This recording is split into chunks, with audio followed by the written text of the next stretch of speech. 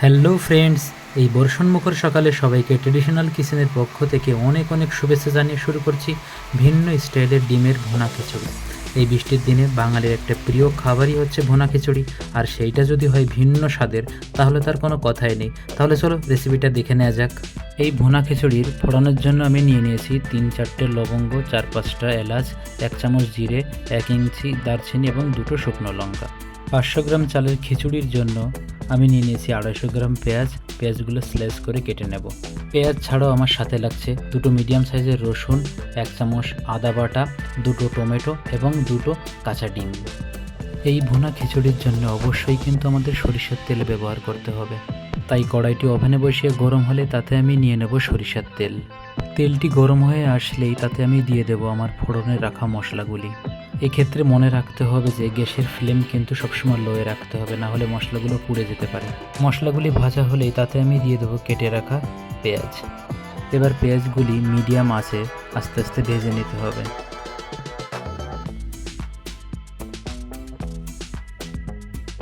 পেঁয়াজগুলি একটু ভাজা হলেই পেঁয়াজটাকে গলানোর জন্য আমি এতে দিয়ে দেবো 1 চামচ মতো লবণ।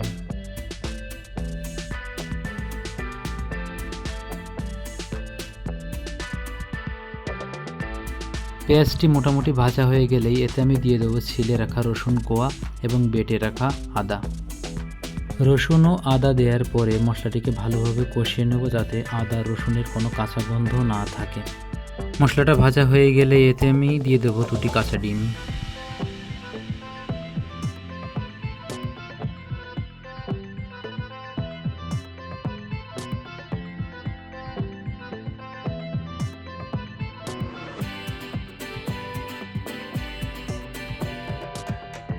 ডিমগুলো আমি তত সময় ভাজতে থাকবো যত সময় ডিমগুলো ঝরঝরে আকার না হয়। দেখো ডিমগুলো আমার ঝরঝরে আকার হয়ে গেছে। এবার আমি ধুয়ে রাখা 200 গ্রাম মসুরির ডাল এতে দিয়ে দেবো।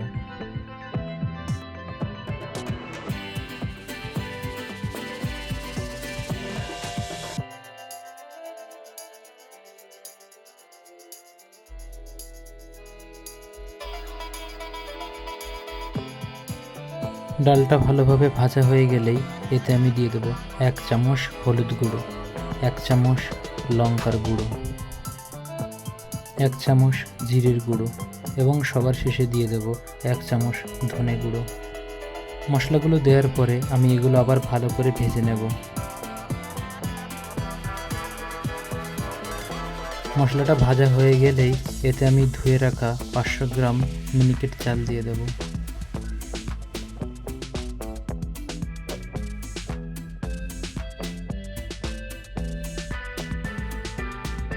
এবার চালের সাথে মশলাটিকে ভালোভাবে 2-3 মিনিটের জন্য কষিয়ে নেব।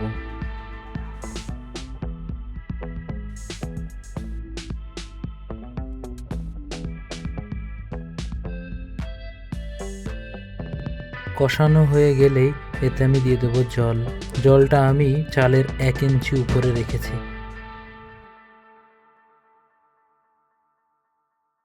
জলে উবাল আসলেই আমি দিয়ে দেব তাতে 2টো টমেটো কুচি। এরপর আমি কাঁচা লঙ্কা ছিঁড়ে দিয়ে দেবো কটা। যেহেতু এটা আমি শুকনো খিচুড়ি বানাবো, তাই জলটা শুকিয়ে নেব এবং জলটা একটু শুকিয়ে আসলেই তাতে আমি দিয়ে দেব গরম মশলা। গরম মশলা দেওয়া হলেই খিচুড়িটাকে আস্তে আস্তে লো ফ্লেমে আমি নাড়তে থাকবো। যেহেতু আমি শুকনো ভুনা খিচুড়ি বানাবো, তাই যত সময় জলটা না টেনে নিচ্ছে আমি তত সময় এটাকে নাড়তে থাকবো।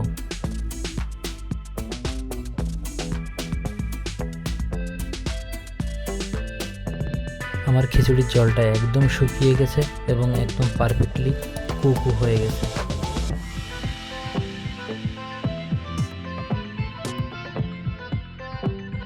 আমার ডিমের ভুনা খিচুড়ি একদমই রেডি হয়ে গেছে। আমার এই রেসিপিটা বাড়িতে সবাই একবার ট্রাই করে দেখবে।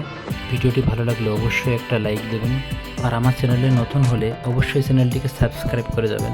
সকলকে ভিডিওটি দেখার জন্য অনেক অনেক ধন্যবাদ।